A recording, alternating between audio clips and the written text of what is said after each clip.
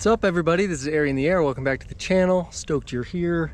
Today, I'm here in the northern Italian Dolomites here on the Hochmut, about to launch on a cross-country flight. Got a bunch of tandems and friends here. And today I want to bring to you some maneuvers training with the head of SIV and Acro at the Paragliding Academy, Mr. Kris Holub. Here in this video, he's going to demonstrate doing a lot of the basic maneuvers, and this is super helpful. This is also to give you guys a taste of what our tour is going to be like in Turkey in October. Kris and I are hosting only 8 pilots between the two of us, so it's a very small group, super intimate. You're going to get a ton of one-on-one training, a bunch of laps, a bunch of coaching and briefing and review, and you're going to learn a ton. So we're looking for just 8 pilots for that in October. We would love to have you. And without further ado, here we go. All right, so I'm here in Ölüdeniz. I'm flying a Mentor 4 from Nova. It's a E&B rated to 100 kilos. I'm probably flying at about 105, 108, so I'm a little bit over the top, which will make this behave a little bit more dynamically than it would in the certification test, but it's still gonna work great. And I'm gonna demonstrate how I teach people to approach basic maneuvers on their paragliders and the kind of stuff you do in SIV and how it blends into acro maneuvers later. And so the first maneuver I'm gonna start with is the spin appreciation. And what the spin appreciation is we're just finding the spin point of the glider and letting it fly. And this is super important for cross-country pilots so you can detect the onset of a stall and have a safe and timely recovery. And it's also really good for beginners to learn how much brake they can pull and not being afraid of using the brake range and knowing when to stop. So the way this is gonna work is I'm gonna slow the glider down a little bit. I have a half wrap, so I just grab the handles one time around the meat of my hands. And I'm gonna slow the glider down and I'm gonna punch one side down, and I'm gonna be looking up at the glider, and I'm gonna see the tip start to bend, and then I'm gonna feel the brake pressure get light and the glider's gonna start to turn. And as soon as I see these things happening, I'm only gonna let the glider turn like 30 degrees at most. So I'm gonna go hands up and it's going to recover. So I'm gonna slow the glider down, I'm looking up, I punch down, the glider spins, I go hands up, and it flies away no problem. As long as you make sure you don't allow the glider to spin too much, it's not particularly dramatic. And when you get familiarity and comfort with the maneuver, you can let it spin a little bit more. So this time I'm gonna let it spin like 90 degrees or so. So I'm gonna slow it down, spin it, turn a little bit, and it flies away. And I let that one go a little bit further. It was almost like 180 degrees, and really 180 is about the most you want to let this go. Beyond that, it shoots a bit, and that takes a little more experience to learn how to approach.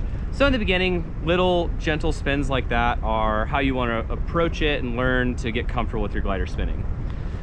The next maneuver is the spiral dive, and the way this is going to work is I'm going to give it a really hard weight shift input. I'm going to let my outside hand all the way up, and I'm going to progressively add brake on the inside. And I'm going to be looking over my shoulder where I expect the glider to appear, and I'm looking for initially the wingtip to touch the horizon, and that's what we call the first gear spiral. And when the wingtip touches the horizon, I get it where I want, I'm going to come into contact with the outside brake to control that angle, and I'm going to smoothly exit. So it'll look like this. I weight shift, this hand's up, I add a little brake, and right now the wingtip's on the horizon. I add a little outside brake, and I smoothly release both and return to straight and level flight. But to really do a spiral dive, we need to go deeper than that. We need the nose to start turning down at the horizon. So I'm going to do the same thing, but I'm going to let it go a little bit further before I add the outside brake here. I'm going to take the nose to a 45-degree angle. So I'm going to enter a little faster. I'm going to add some brake. The wingtip touches, the nose starts to come down. I add the outside brake, control it. The wind noise picks up quite a bit, and I gently exit by releasing the inputs.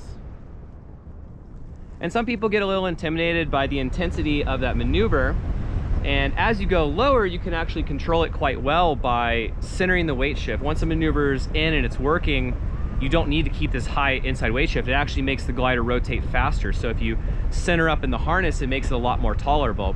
So on this next one, I'm going to take it into a very deep spiral, eventually progressing into nose down.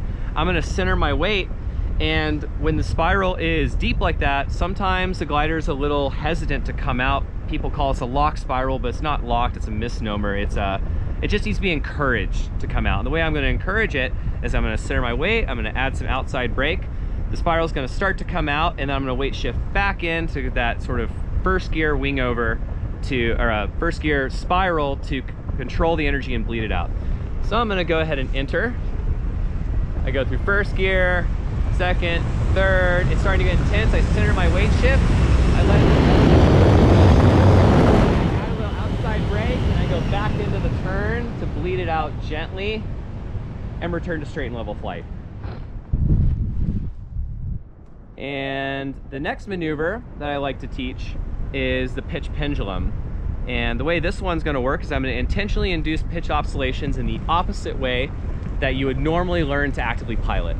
So instead of going hands up with the glider behind me, I'm going to brake when the glider's behind me, and I'm going to release when the glider passes overhead. And I'm going to try to build up these pitch oscillations as big as I can. And all my brake action is going to change when the glider passes above me. So I'm going to start hands up, I'm going to brake, fairly moderate, I'm going to wait until the glider passes overhead. I release all at once, the glider dives. I wait, it passes overhead, I brake again, it goes further back, I wait, it passes overhead, I let it go. I'm going to do one more, I'm going to brake, it's going to go behind me, I'm going to go hands up, and I'm going to stop it before it collapses. If you really go for this maneuver, and you build it up a few times and you give it really well-timed deep inputs, it is possible to collapse the glider. The collapse is not that dramatic, it's not a big deal, but in the beginning we just want to learn how to control the pitch energy. So once you know how to do your spiral and your pitch pendulum, we can combine those two maneuvers. This time, instead of bleeding a spiral out gradually, I'm going to take the spiral into a aggressive high energy configuration, and I'm going to rapidly counter steer, going to the opposite side, adding a little brake, trying to climb out of the spiral as fast as I possibly can. While the glider is behind me, I'm going to go hands up, I'm going to wait till it comes overhead, and I'm going to catch the energy. So I'm going to go into my spiral, it intensifies, I center my weight, I counter steer, I let it climb, I wait, and now I catch it. And there's a few little tricks to the counter steer in that you're trying to make the glider climb as straight as possible, so I can use some little inputs to control the roll. What you don't want to do is over control it and cause a real big bank. It's okay if it's a little off center, you want to try to make it as straight as possible, but that's not always perfectly possible, especially while you're learning. And then the next fundamental maneuver are big ear wingovers. So what I'm going to do here is I'm going to reach through my brakes, I'm going to grab my big ear lines, I'm going to pull one and I'm going to pull the other, and then I'm going to start shifting side to side with full weight shift. And I'm going to be shifting at the moment my body is highest relative to the horizon, and I'm going to shift back and forth, build these up as big as I can, and when I'm ready to exit, I'm just going to hold the weight shift in instead of changing. So I pull one ear and I pull the other, and I shift my weight, and I shift again, and I shift at the top, and I shift again, and I shift again, and when I want to exit, I just center my body and dampen it out just like a spiral, and I just let the ears out and give a pump if they need. Once people have a good familiar with all those maneuvers, then we go through the collapse series. And I actually like to introduce people to the front collapse first, because there's not much you have to do. You just pull the collapse, you go hands up, and it recovers right away. And I'm going to demonstrate how that works. I'm going to drop these brakes entirely. I'm going to reach around the front. I'm going to grab all my A's.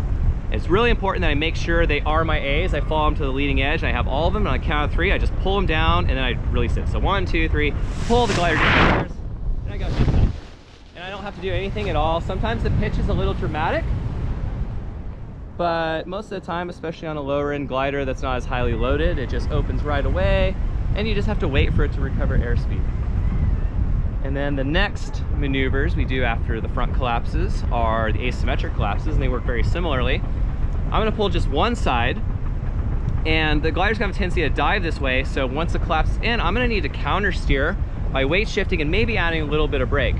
So I'm gonna pull that collapse in, counter steer a bit, and I turn just like 90 degrees and I hold it, and once I'm flying straight, I just let it out and maybe give it a pump if it needs. And I can briefly do the same thing to the other side. So I grab my other A's, 1, 2, 3, pull them down, control my heading, a little weight shift, and I let it out. Give it a little pump if I need.